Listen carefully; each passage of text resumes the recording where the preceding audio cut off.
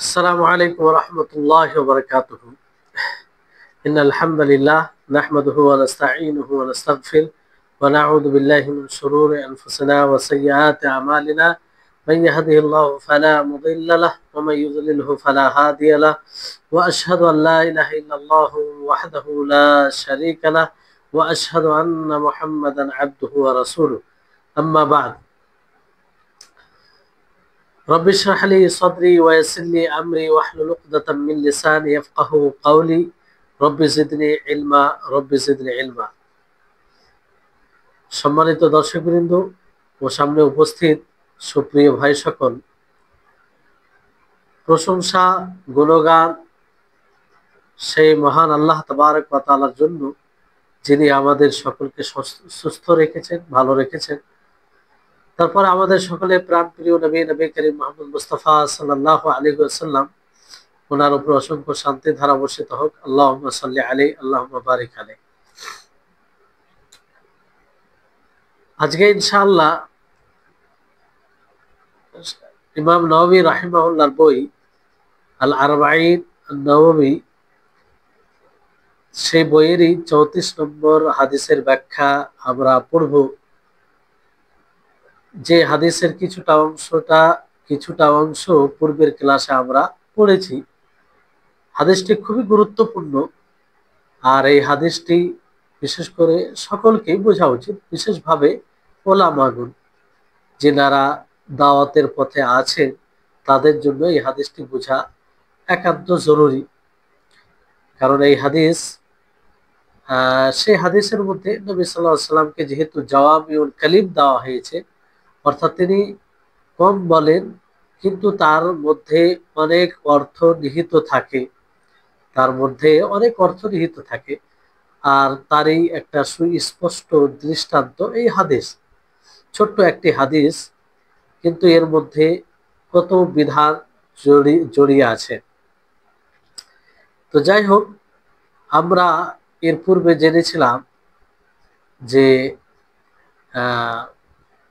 এতদূর পর্যন্ত আমরা পড়েছিলাম নবী করিম মুহাম্মদ সাল্লাল্লাহু আলাইহি সাল্লাম তিনি বলেন যে মান রাআ মিনকুম মুনকারান ফালইউগাইয়িরহু বিয়াদিহি, তোমাদের মধ্যে যে ব্যক্তি মুনকার শরীয়ত বিরোধী কাজ দেখবে, মুনকার দেখবে, সে যেন নিজের হাত দ্বারা তার পরিবর্তন করে।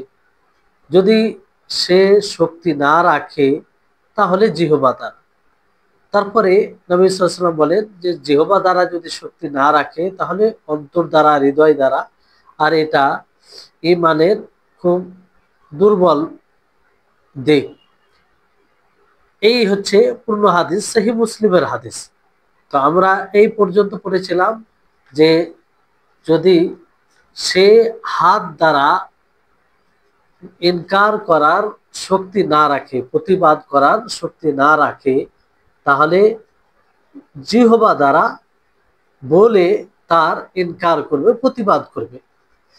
এবার শক্তি না রাখে বলতে, হাত দ্বারা শক্তি না রাখা বলতে এটার ব্যাখ্যা করা হয়েছিল যে ওলামাগণ বলেন যে শারীরিকভাবে শক্তি রাখা এবং অবস্থা, সেই অবস্থা হিসাবে, আর শরীয়তের দিক দিয়ে।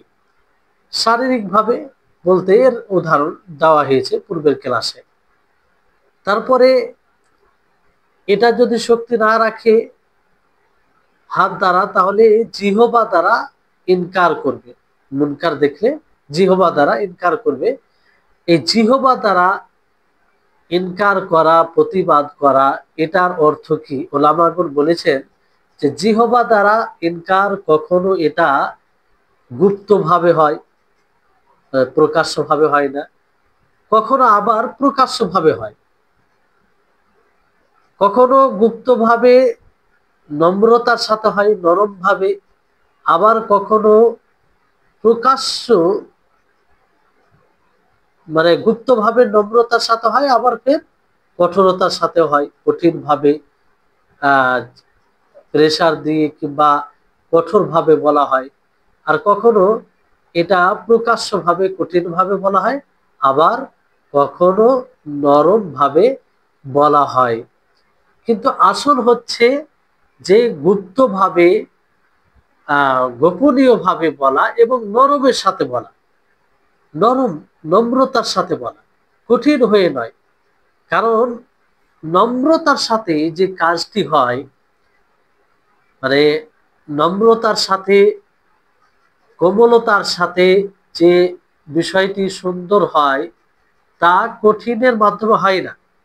এজন্য ওলামাগণ বলেন যে ইয়াহসুলু বিররিফকি ওয়াস সিয়াসা মা লা ইয়াহসুলু বিসাইফি ওয়ার রিয়াসা, যে নম্রতার সাথে যেটা অর্জন হয়, হিকমতের সাথে, নম্রতার সাথে, সুকৌশলের সাথে যেটা অর্জন হয়, সেটা তলোয়ার এবং অধিপত্য জমিয়ে অর্জন হয় না।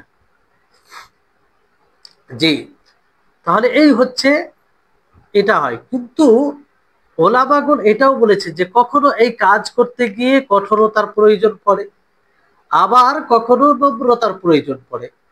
এই জন্য কঠিনের জায়গা কঠিন করা, কঠোর যেখানে কঠোরতা করার প্রয়োজন পড়বে সেই জায়গায় কঠোরতা করা, এটাই মূলত রিফক, এটাই হচ্ছে মূলত নম্রতা, এটাই মূলত নম্রতা।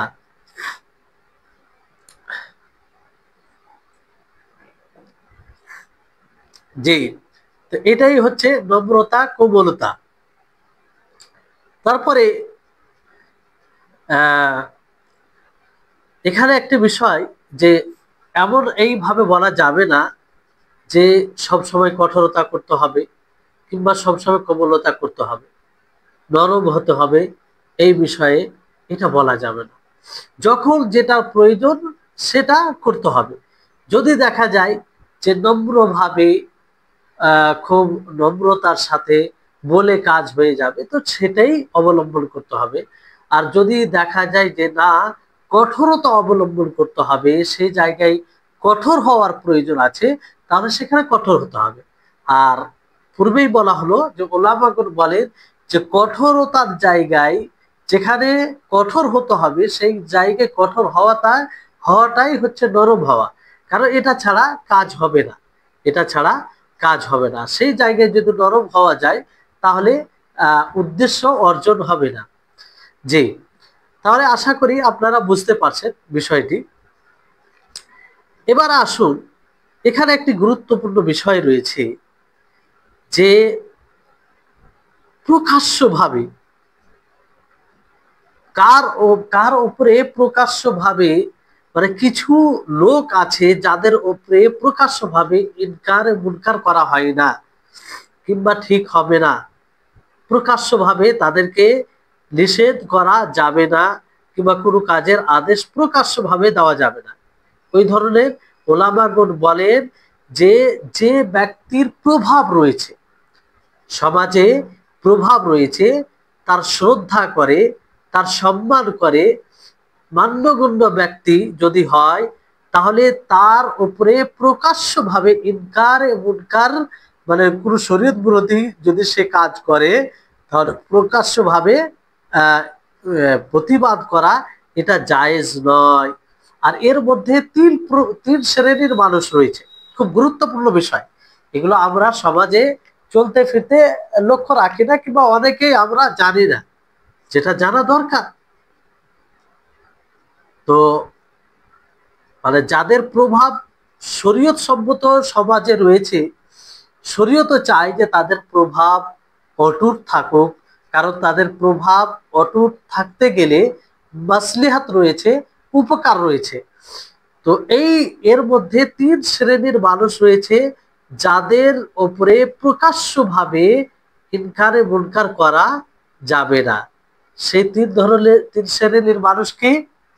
একটি হচ্ছে আলিম, যে আলিম হবে, কারণ আলিমের প্রভাব সমাজে থাক এটা শরীয়তে চায়, সারান তার প্রভাব থাকা উচিত সমাজে। কারণ এর পিছনে অনেক মাসলিহাত আছে, অনেক হিকমা আছে।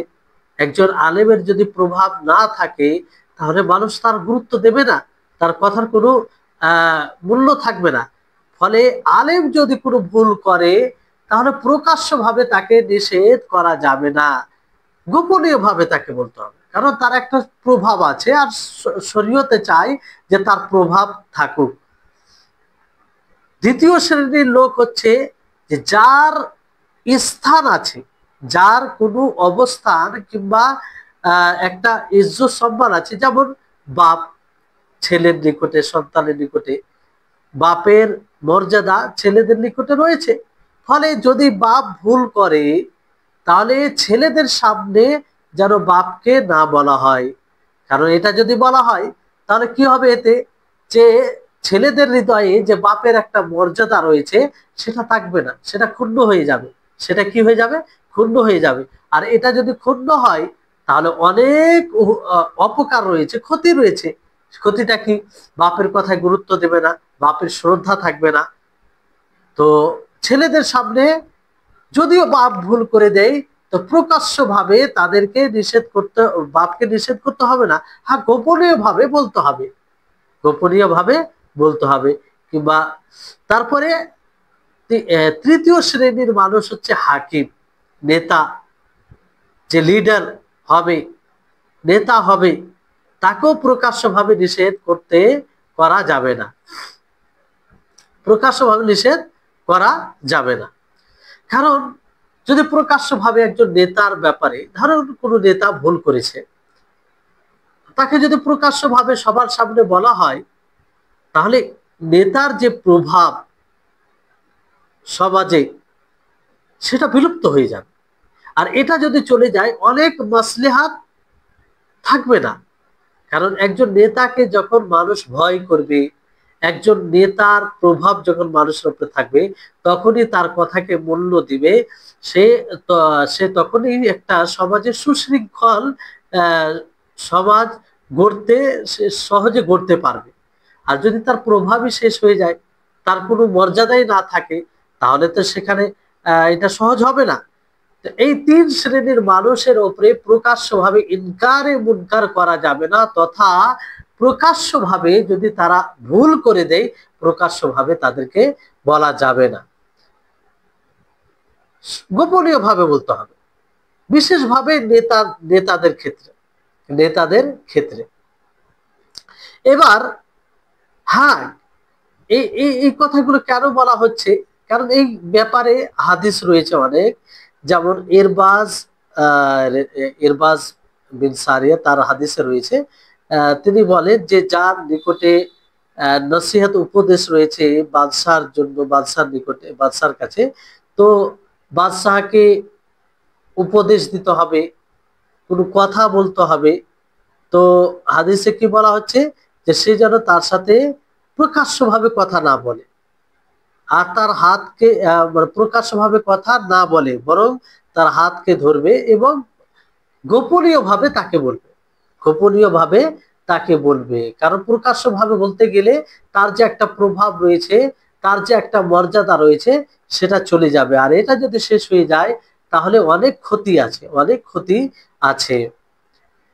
তারপরে হাদিসে বলা হয়েছে ফাইন কাবিলা মিনহু ফাযাকা, যদি গোপনীয় ভাবে বলে সে সেটাকে গ্রহণ করে নেয় তাহলে সেটা তার জন্য উত্তম হবে। আর যদি সে গ্রহণ না করে তাহলে অবশ্যই সেটার সে হিসাব দিবে। এই হাদিসটি ইমাম তাবরানী রাহিমাহুল্লাহ, হাকিম রিওয়ায়াত করেছেন। আল্লামা আলবানী হাদিসটিকে হাসান লিগাইরিহি বলেছেন, হাসান লিগাইরিহি বলেছেন। তো যাই হোক, হাকিমের ওপরে প্রকাশ্যভাবে কখন এটা বলা যায়? যদি হাকিম, নেতা, লিডার ভুল করে তাহলে তার প্রতিবাদ কখন করা হয়? এর জন্য শর্ত আছে। শর্ত কি? এক নম্বর শর্ত হচ্ছে যেই মুনকার কাজটা লিডার করবে, হাকিম করবে, সেটা যেন প্রতিষ্ঠিত হয়। এমন নয় হয়ে গেছে শেষ হয়ে গেছে, এরকম নয়, সেটা যেন প্রতিষ্ঠিত হয়। দ্বিতীয় হচ্ছে নেতা যেন সেখানে উপস্থিত হয়, উপস্থিত হয়। এই শর্তটা কেন? এই কারণে যদি সেটা মানুষের ভুল, মানে যে এটার প্রতিবাদ করবে সে ভুল বুঝেও তো করতে পারে, তো নেতা যদি উপস্থিত থাকে তাহলে বলবে যে না, তুমি বিষয়টি যেমন বুঝেছো সেরকমটা নয়, এই জন্য আমি করেছি। তৃতীয় বিষয় হচ্ছে যে মুনকির, যে এর প্রতিবাদ করবে সে প্রভাবশালী হবে, তাকে প্রভাবশালী হতে হবে। যেমন তেমন লোক যদি হাকিমের ব্যাপারে বলে, এটা স্বাভাবিক বিষয়, তার ইগোতে আসবে, ফলে এটার আরো ক্ষতির দিক বেশি আসবে। তো যে মুনকির হবে, যে প্রতিবাদ করবে, যে এটা থেকে নিষেধ করবে, সে তাকে প্রভাবশালী হতে হবে, তাকে প্রভাবশালী হতে হবে। আর সে যেন সেই লিডার, নেতার দাপট থেকে, মানে ফিতনা থেকে মুক্ত থাকে। মানে এরকমটা যেন না হয় যে সে লিডারের বিরোধিতা করতে গিয়ে তাকে সে লিডার তাকে তার উপরে আক্রমণ করবে, কিংবা তাকে হত্যা করার পরিকল্পনা করবে, কিংবা তার বড়সড় ক্ষতি করার পরিকল্পনা করবে, এরকমটা যেন না হয়, এটা থেকে যেন নিরাপদ থাকে, এতটা প্রভাবশালী হয় যেন এটা থেকে নিরাপদ, সে যেন বুঝতে পারে যে না, আমি এই কথা বলতে গেলে লিডার কিংবা হাকিম যে দায়িত্বশীল রয়েছে সে কিছু বলবে না। এরকম ফিতনা থেকে যদি মানে মুক্ত থাকে, মানে আশঙ্কা না থাকে। আর মানুষ যাদের সামনে এটা করা হবে তাদের ব্যাপারে যেন এটা ধারণা থাকে যে তারা কোনো ফিতনা করবে না এটা দ্বারা।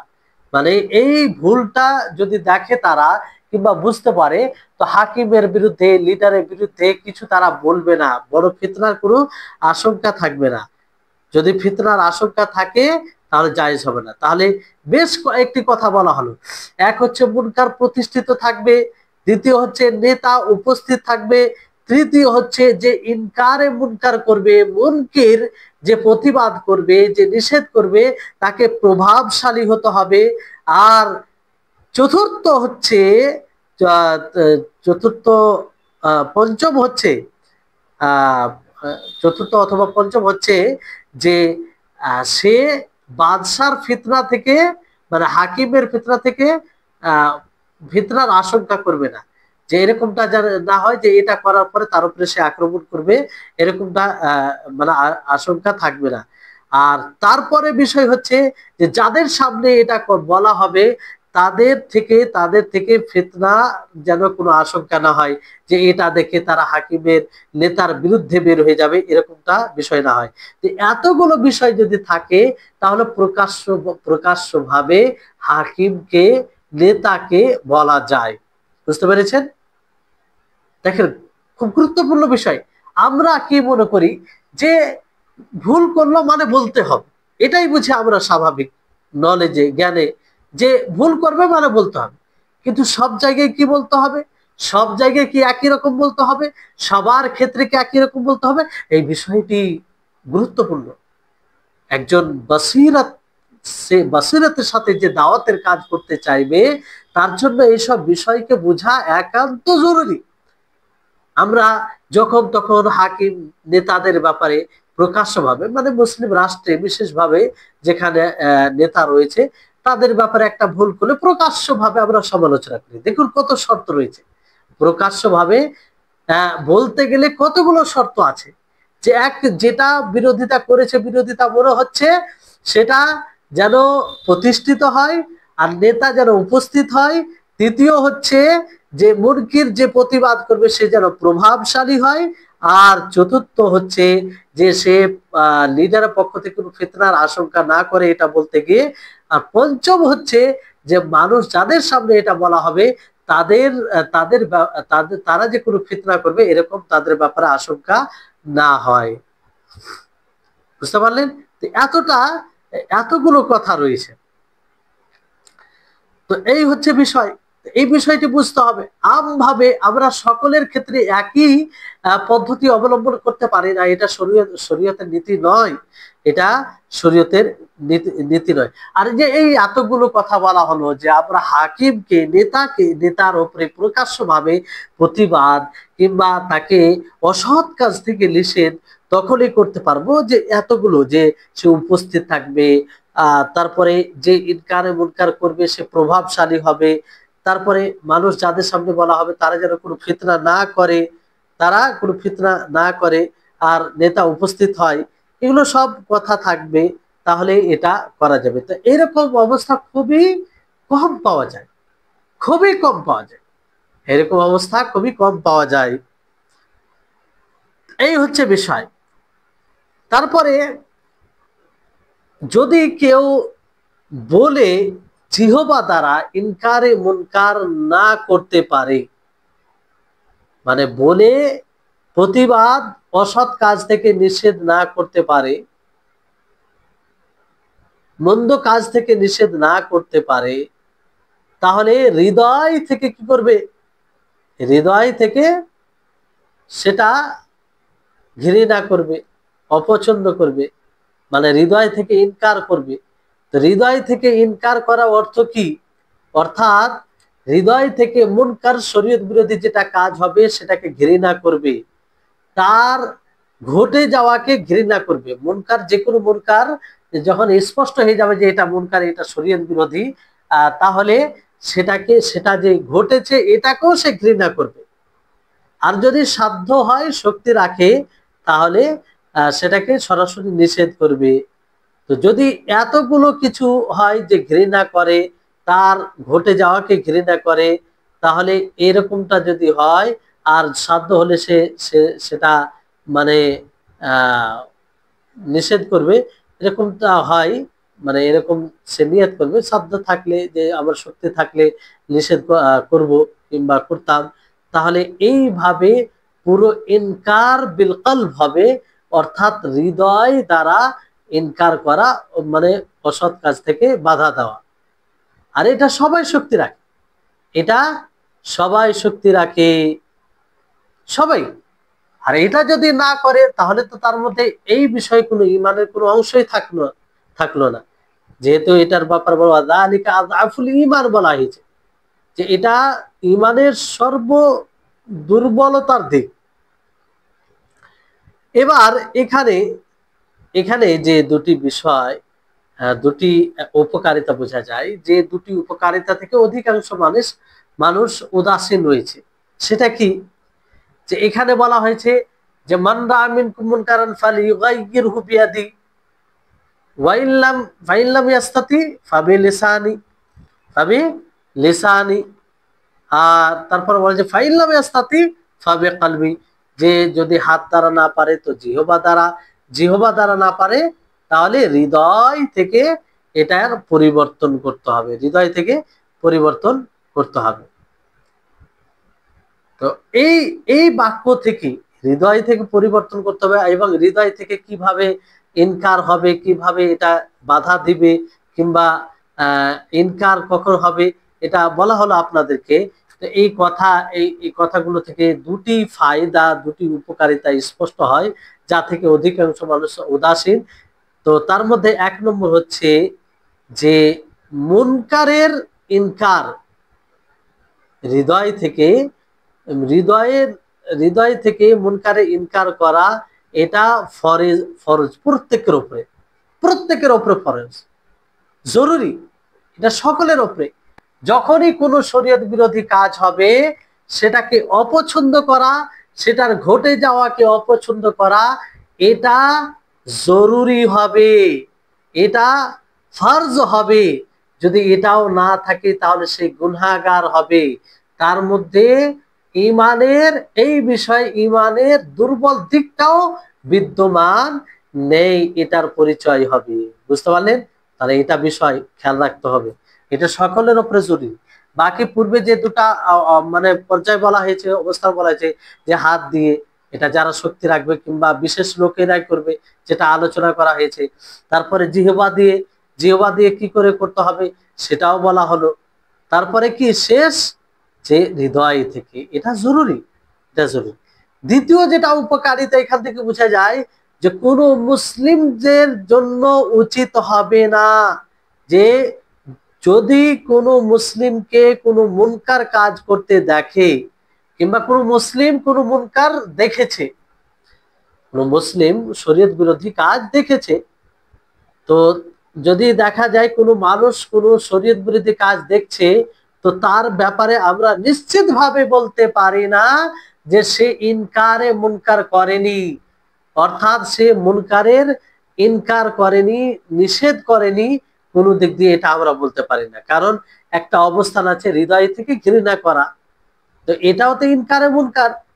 আর এই হৃদয়ের কথা কে জানে? হৃদয়ের কথা আল্লাহ ব্যতীত কেউ জানে না। ফলে কোনো ব্যক্তি যদি মুনকার কাজ দেখে আর সে যদি মুসলিম হয়, তাহলে তার ব্যাপারে এটা আমরা বলতে পারি না যে সে মুনকারের বিরোধিতা করলো না, কারণ মুনকারের বিরোধিতা অনেক সময় হৃদয় থেকে হয়। হৃদয় থেকে হয়, তার অবস্থা যদি সাথ না দেয়, হৃদয় থেকে ইনকারে মুনকার হয়। ফলে আহ আহ এই মানে এর বিপরীতটা বলা যাবে না যে সে দেখেনি কিংবা ইনকার মুনকার করেনি, মানে অসৎ কাজ থেকে বাধা দেয়নি। তো আশা করি বুঝতে পারছেন। এই হাদিসে কি বলা হলো যে ওয়াযালিকা আযআফুল ঈমান, যে এটা ঈমানের সবচেয়ে দুর্বল দিক। তো এই যে দুর্বল দিক, এটা কি সমস্ত দিনে না শুধু এই বিষয়? শুধু এই বিষয়। কোনো ব্যক্তি যদি মুনকার কাজ দেখে, শরীয়ত বিরোধী কাজ দেখে, শরীয়ত বিরোধী কাজ দেখার পরেও যদি সে হাত দ্বারা নিষেধ না করে, জিহ্বা দ্বারা কিছু না বলে, এবং হৃদয় থেকে সেটা ঘৃণাও না করে, তাহলে এই বিষয়ে তার মধ্যে ঈমানের কোনো অংশই থাকবে না। এই বিষয়ে তার মধ্যে ঈমানের কোনো অংশই থাকবে না। জি, তো এই বিষয়ে তার মধ্যে কোনো মানে ঈমানের অংশই থাকবে না। সর্বনিম্ন যেটা হচ্ছে যে হৃদয় থেকে ঘৃণা করা। তো এখানে সমস্ত দিন ব্যাপার না, একজন যদি এগুলো কাজ এটা না করে, তাহলে এই বিষয়ে তার ঈমান দুর্বল কিংবা ঈমান নেই বলা যেতে পারে, কিন্তু সমস্ত দিনের বিষয় নয়, সমস্ত দিনের বিষয় নয়। তো যেমন এটা আপনার একটি রিওয়ায়েত আছে, মুসলিমের রিওয়ায়েতে, যে যে ব্যক্তি তাদের সাথে মুজাহাদা সংগ্রাম করবে হাত দ্বারা সে মুমিন হবে, যে তাদের সাথে জিহ্বা দ্বারা করবে সেও মুমিন হবে, যে তাদের তাদের বিরুদ্ধে মুজাহাদা করবে হৃদয় থেকে সেও মুমিন হবে, সেও কি হবে? মুমিন হবে। আর আর এর নিচে মানে হৃদয় থেকেও যদি না করে, তাহলে এর নিচে আর ইমানের সরিষা দানা, ইমানের কোনো বিষয় থাকে না এই বিষয়ে। এই সরিষা দানার মতো ইমানের কোনো বিষয় থাকছে না। জি, এবার এখানে বিষয়টি হচ্ছে যে ফাইল মুনকার, যে মুনকার কাজ করে, যে মুনকার কাজ করে, সে সে তার কি ঈমান চলে যাবে? যে মুনকার, ধরেন যে মুনকার কাজ করে না, এখানে ওয়াযালিকা আযআফুল ঈমান বলা হয়েছে, যে হৃদয় থেকে ঘৃণা করা এটা ঈমানের সবচেয়ে দুর্বল দিক। তো এই বাক্য থেকে অনেকেই বলেছে, মানে কিছু লোক বলেছে, খাওয়ারিজ টাইপ যারা লোক, তারা বলে যে এই হাদিস থেকে দলিল দিতে গিয়ে বলে, দলিল ও ইস্তেদলাল এই হাদিস থেকে বলে যে যদি কেউ মুনকারের বিরোধিতা না করে সে কাফির, কারণ হৃদয় থেকে ইনকার করা, ঘৃণা করা, এটা ইমানের মানে ইমানের সবচেয়ে দুর্বল দিক। তো তাহলে যদি মুনকারের বিরোধিতা কেউ না করে, না হাত দ্বারা করে, না জিহ্বা দ্বারা, আর না হৃদয় থেকে, তাহলে সে কি হবে? কাফির হবে। সে কি হবে? কাফির হবে। এটা কারা বলে? খাওয়ারিজরা এইভাবে এই হাদিস থেকে দলিল দিয়ে। কিন্তু এটা কি সঠিক? এটা সঠিক নয়, এটা সঠিক নয়। কারণ এখানে ওয়াযালিকা আযআফুল ঈমান এটা বলা হয়েছে কাদের ক্ষেত্রে? মানে কোন বিষয়? এই বিষয়, মানে ইনকারে মুনকার, মানুষকে অসৎ কাজ থেকে নিষেধ করার দিক দিয়ে এবং ভালো কাজের আদেশ করার দিক দিয়ে, এই বিষয়ে মানে অসৎ কাজ থেকে নিষেধ করার দিক দিয়ে, এই বিষয়ে যদি তার হৃদয় থেকে এটা ইনকার না হয়, তাহলে এই বিষয়ে তার ঈমান নেই, ঈমান নেই। কিন্তু যদি দুর্বল থাকে এখানে আর মানে, তাহলে এটা ঈমান আছে মনে করা যাবে। কিন্তু সেই হতভাগা যারা মনে করে যে যারা মনে করে এটা যে কেউ যদি মুনকারের বিরোধিতা না করে সে কাফের, তো এটা তো নিশ্চিত যে তারা ভুল পথে রয়েছে, তাদের এটা মতামত সঠিক নয়, কোরআন হাদিস বিরোধী মতামত। কারণ এতে কাফির হয় না, যদিও গুনহার কাজ হয় কিন্তু এতে কাফির হয় না। আর খাওয়ারিজদের তো এটা আকীদা রয়েছে যে কেউ যদি কাবিরা গুনাহ করে তাহলে কি হবে, হ্যাঁ, সে কাফির হয়ে যায়, সে কাফির হয়ে যায়। এখানে একটি চমৎকার বিষয় রয়েছে, তাদের জন্য মানে তাদেরকে খণ্ডন করা একটা সহজ বিষয়। সেটা হচ্ছে যে যারা মুনকার কাজ করে, কোনো গুনহার কাজ যদি করে নেই, শিরক ব্যতীত কোনো গুনহার কাজ করে নেই, পাপ কাজ করে নেই, তারা তো মানে তাদের তো ঈমান বিলুপ্ত হয় না, তাদের পুরো ঈমান চলে যায় না, বরং ঈমান হেরাস পায়, ঈমান দুর্বল হয়, কিন্তু ঈমান চলে যায় না, বরং ঈমান হেরাস পায়। তো সে যদি তার যদি ঈমান না যায়, যে মুনকার করে, তাহলে তাকে কেমন করে কাফের বলা হবে যে মুনকারের বিরোধিতা করলো না।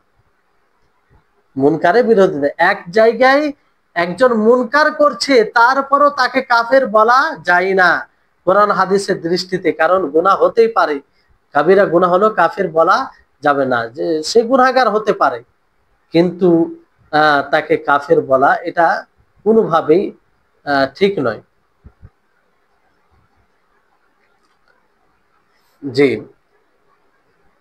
তাহলে এই হচ্ছে বিষয়।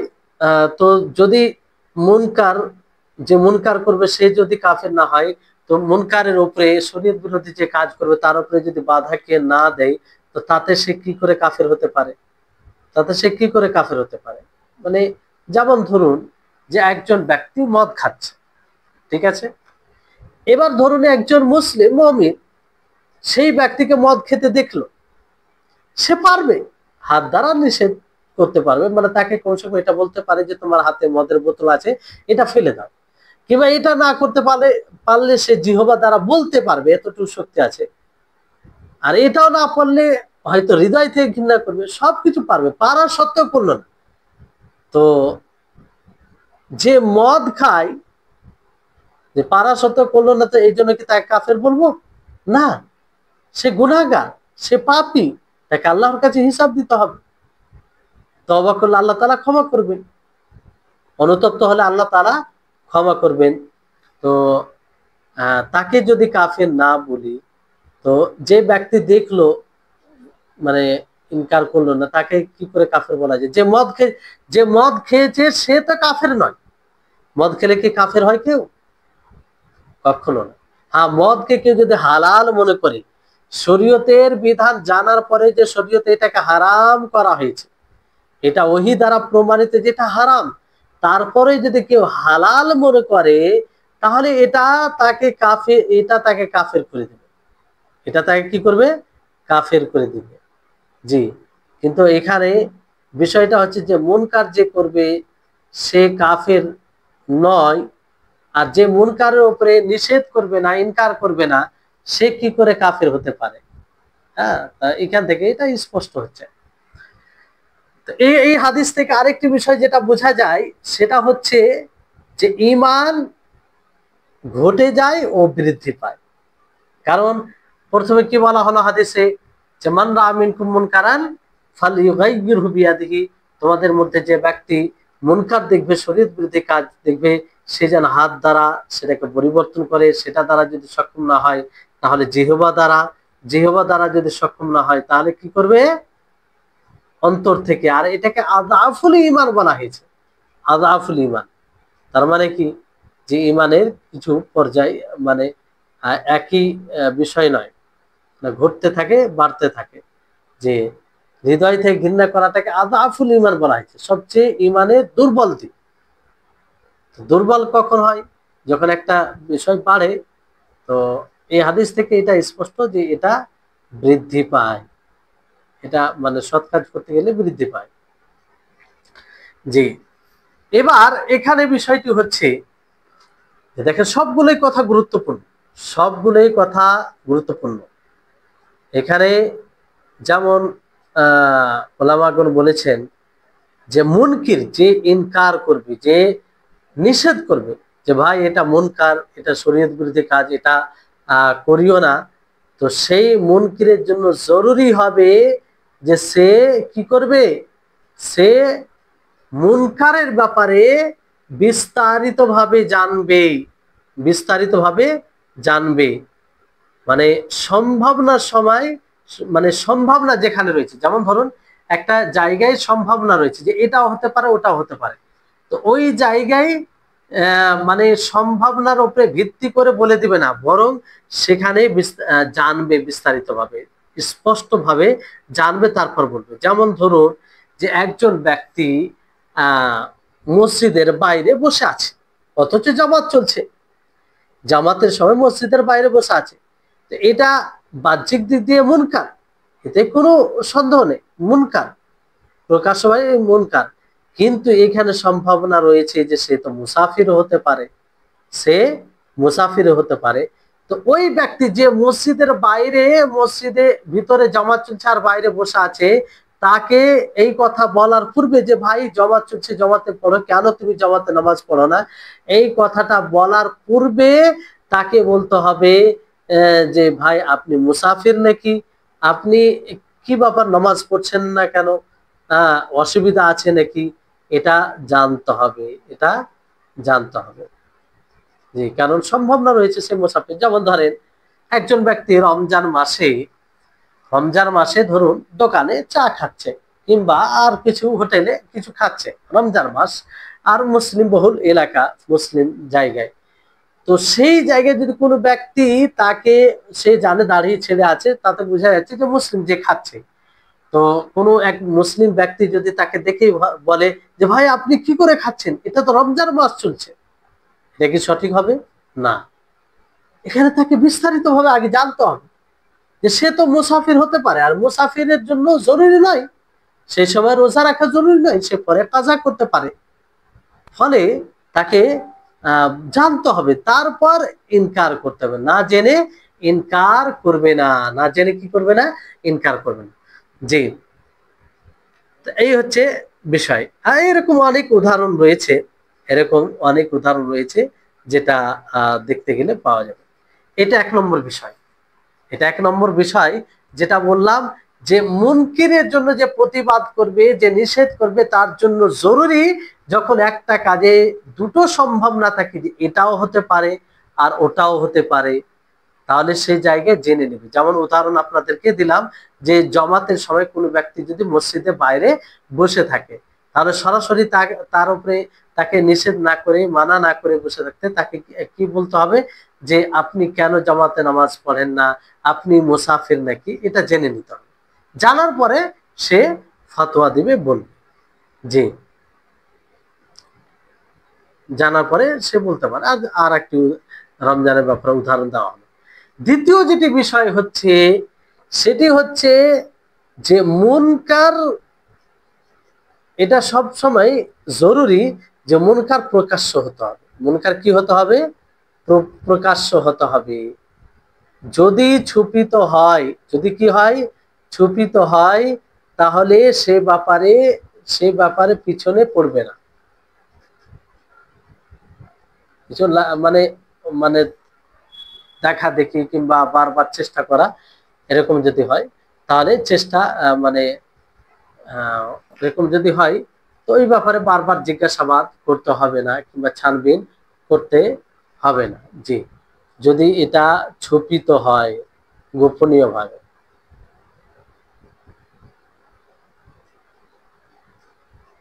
মানে মনে করেন প্রকাশ্য ভাবে যদি হয়, তাহলে তো এটাতে কোনো সমস্যা নেই। মুনকার যদি প্রকাশ্য ভাবে হয়, তো এটাতে কোনো সমস্যা নেই, দেখা যায়। আর যদি মুনকার গুপ্ত ভাবে হয়, পরবর্তীতে মুনকার মানে গুপ্ত ভাবে হয়, তাহলে সেখানে তফতিশ করা, সেই ব্যাপারে বারবার খোঁজ নেওয়া এবং তার পিছনে পড়ে যাওয়া, এটা সঠিক হবে না, এটা সঠিক হবে না। কিন্তু এখানে আরেকটি বিষয়, যে যদি মুনকার মুনকার আর যে ব্যক্তি এই মুনকার কাজ করেছে, শরীয়ত বিরোধী কাজ করেছে, তাকে যদি মানে সে ছুপিত থাকে, সে ছুপিত থাকে, তাকে না জানা যায়, তাহলে তার উপরে কি করবে না, ইনকার করবে না, অস্বীকার করবে না। জি। আর এটা 3 ভাগে বিভক্ত। কত ভাগে বিভক্ত? 3 ভাগে বিভক্ত। খুব গুরুত্বপূর্ণ বিষয়। হ্যাঁ, ভালো করে বোঝার চেষ্টা করবেন আপনারা। এটা 3 ভাগে বিভক্ত। সেটা কি? যে একটা হচ্ছে যে মুনকার, যে মুনকার যেটা শরীয়ত বিরোধী কাজ রয়েছে, সেটার ক্ষতি ছড়িয়ে পড়বে, না সেটার ক্ষতি অন্যদেরকেও হবে, মানে আম ভাবে এটাই।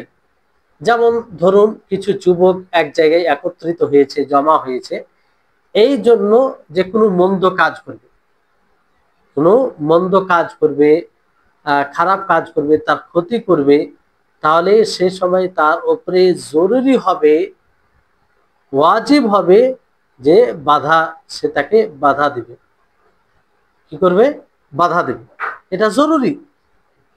মানে মুনকার যেটা মুনকার হবে, মানে শরীয়ত বিরোধী কাজ, সেটার যদি ক্ষতি চারদিকে ছড়িয়ে পড়ে, অন্যরাও এই ক্ষতি দ্বারা প্রভাবিত হয়, তাহলে সেখানে কিন্তু বাধা দেওয়া জরুরি হবে।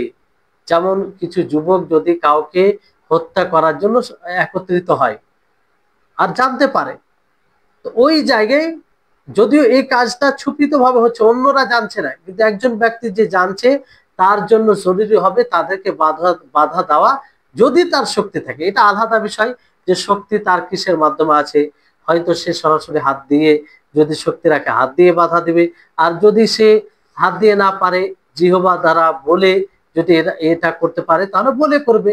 আর যদি বলেও না হয়, কমসে কম হৃদয় থেকে এটা মানে ঘৃণা করবে তাকে। এখানে জরুরি হবে, এখানে কি হবে? জরুরি হবে। আর আরেক প্রকার হচ্ছে যে মুনকার যে করবে সে ছুপিত হবে, আর তার ক্ষতি কিন্তু একজন মুসলিমের উপরে হবে। কার উপরে হবে? একজন মুসলিমের উপরে ক্ষতি হবে। তো সেখানে কিন্তু বাধা দেওয়া জরুরি হয়ে যাবে। সেখানে ইনকার মুনকার করা, ইনকার মুনকার মানে মুনকার শরীয়ত বিরোধী যদি কাজ হয়, আর সেই শরীয়ত বিরোধী কাজের দ্বারাতে কোনো এক মুসলিম ভাই ক্ষতিগ্রস্ত হয়, ক্ষতিগ্রস্ত হওয়ার আশঙ্কা থাকে, তাহলে সেখানে বাধা দিবে, যদিও দায়িত্বশীলদেরকে বলে এটা করা হয়। হ্যাঁ, যেমন ধরুন যে কোনো এক ব্যক্তি মুনকার কাজ করতে যাচ্ছে, শরীয়ত বিরোধী কাজ, ধরেন কারো উপরে সে হামলা করার ষড়যন্ত্র করছে, আক্রমণ করা, এটা একটা মুনকার শরীয়ত বিরোধী কাজ। তো এবার এটা হয়তো অন্য মানুষ জানছে না, কিন্তু যে ব্যক্তি জানে, সেই জানে যে এটা কে পরিকল্পনা করছে, তাহলে যে জানবে তার জন্য জরুরি হবে তাকে বাধা দেওয়া। যদিও সে এটা নিজে, যদি সে নিজে না পারে, তাহলে দায়িত্বশীলদেরকে বলে, কাদেরকে বলে? দায়িত্বশীলদেরকে বলে এটা ই করতে হবে, যারা প্রভাবশালী লোকে আছে তাদেরকে বলে এটা করতে হবে। এটা বলে শেষ করব। তারপর তৃতীয় হচ্ছে যে মুনকার, এমন মুনকার হবে, এমন শরীয়ত বিরোধী কাজ হবে, মুনকারের সংজ্ঞা পূর্বে দেওয়া হয়েছে, সেই আলোকে আপনারা বুঝতে পারেন যে শরীয়ত বিরোধী এমন কাজ হবে যার ক্ষতি অন্য অন্যদের হবে না, অন্যদের হবে না, সেক্ষেত্রে চুপ থাকবে। যেমন ধরুন কোনো ব্যক্তি এমন শরীয়ত বিরোধী কাজ করছে যে সেই শরীয়ত বিরোধী কাজ করতে গিয়ে অন্য কারো ক্ষতি হবে না, সেই তার পর্যন্ত সীমিত। আর এটা মানে এটার মানে গুপ্ত, মানে কেউ জানে না, তাহলে এখানে কি করতে হবে? ছেড়ে দিতে হবে ওই অবস্থায়। আর এই ব্যাপারে মানে খোঁজ সন্ধান নেওয়া, তার পিছে লাগা, এটা করবে না, এটা করবে না। তাহলে এই হচ্ছে বিষয়। এই 3 প্রকার কিসের বলা হলো? এটা যখন মুনকার কাজ, শরীয়ত বিরোধী কাজ, এটা কে করেছে এটা ছুপিত থাকবে, এটা ছুপিত থাকবে। তো আহ, এটা ছুপিত থাকবে, তো স্বাভাবিকভাবে তার মানে তার বিরোধিতা করতে হবে না, তাকে ছেড়ে দিতে হবে যদি ছুপিত থাকে। কিন্তু এর 3 প্রকার বলা হলো। তো প্রত্যেক প্রকারে আলাদা আলাদা হুকুম। একটা প্রকার হচ্ছে যে এমন মুনকার কাজ করবে যে মুনকার কাজের ক্ষতি দ্বারা অন্যরাও প্রভাবিত হবে। যেমন উদাহরণ দেওয়া হলো যে কিছু যুবক যদি একত্রিত হয়ে যায় কারো উপরে হামলা করার জন্য, আক্রমণ করার জন্য, ক্ষতি করার জন্য, কিংবা মন্দ কাজ করার জন্য, আর সেটা কেউ বুঝতে পারে, তাহলে তার জন্য জরুরি হবে। যদি অন্যরা না জানে, মানে এটা ছবি তো থাকবে, তখনকার হিসাবে এটা বলা হচ্ছে যে তাহলে তার জন্য জরুরি হবে তাকে বাধা দেওয়া। আর দ্বিতীয় প্রকার হচ্ছে যে সে ক্ষতি মুনকার কাজ করবে, আর যে করছে সে ছুপিত থাকবে, কিন্তু কোনো এক লোক জানতে পারে, আর তার ক্ষতি কিন্তু শুধু একজন মুসলিম হবে। পূর্বের কিসমে প্রকারে কি বলা হলো যে অনেকেই ক্ষতিগ্রস্ত হতে পারে, আর এখানে কি কোনো একজন ব্যক্তি ক্ষতিগ্রস্ত হতে পারে। তাহলে এই অবস্থাতেও বাধা দেওয়া জরুরি হবে, যদিও দায়িত্বশীলদেরকে বলে হয়। আর তৃতীয় প্রকার যেটা বলা হলো যে এমন মুনকার কাজ করবে, আর যে মুনকার কাজ করবে মানে শরীয়ত বিরোধী কাজ করবে, সে ছুপিত, অন্যরা কেউ জানে না, তাহলে আর তার কোনো ক্ষতি অন্যদের নেই, তো সেক্ষেত্রে কি করতে হবে? সেক্ষেত্রে ছেড়ে দিতে হবে তাকে সে অবস্থায়, যেহেতু এটা ছুপিত, যাতে কেউ জানতে না পারে, আর এর পিছনে পড়তেও হবে না, এর পিছনে পড়তে হবে না। তো এই হচ্ছে বিষয় এই হাদিসের ব্যাখ্যায়। আরো অনেক কিছু রয়েছে ইনশাআল্লাহ, ফের আগামী পর্বে বাকি অংশটুকুর ব্যাখ্যা হবে। সেটাও গুরুত্বপূর্ণ। ইনশাআল্লাহ আশা করি আপনারা সকলেই সেই দার্স দার্স যেটা হবে সেটাও শুনবেন, আর এগুলো কথা ভালোভাবে বোঝার চেষ্টা করবেন। ইনশাআল্লাহ এতে উপকৃত হবেন। আর দায়ী ইলাল্লাহ যারা বিশেষভাবে দাওয়াতের কাজ করে, তাদের জন্য এসব বিষয় জানা একান্ত জরুরি। আর এসব বিষয় জানতে গেলে সে বাসিরত সহ দাওয়াতের কাজ করতে পারবে, যে বাসিরত একজন দায়ীর জন্য শর্ত। হ্যাঁ, যে দূরদর্শী হওয়া, জ্ঞানী হওয়া, আর জ্ঞান সহ দাওয়াতের কাজ করা। তো এই হচ্ছে আজকের আলোচনা। আল্লাহ তাবারক ওয়া তাআলার কাছে দোয়া করি আল্লাহ যেন আমাদের সকলকে সঠিক বুঝ দান করেন, আর বিশেষভাবে ইনকারে মুনকার, শরীয়ত বিরোধী কাজ থেকে বাধা দেওয়ার বিষয়ে যে শরীয়তে বিধিবিধান রয়েছে সেগুলোকে যেন আমরা সঠিকভাবে বুঝতে পারি, আর সেই অনুযায়ী যেন আমরা আমল করতে পারি। আল্লাহ তাআলা আমাদের সকলকে যেন সার্বিকভাবে তৌফিক দান করেন। ওয়া আখির দাওয়ানা আনিল হামদুলিল্লাহি রাব্বিল আলামিন। আসসালামু আলাইকুম ওয়া রাহমাতুল্লাহি ওয়া বারাকাতুহু।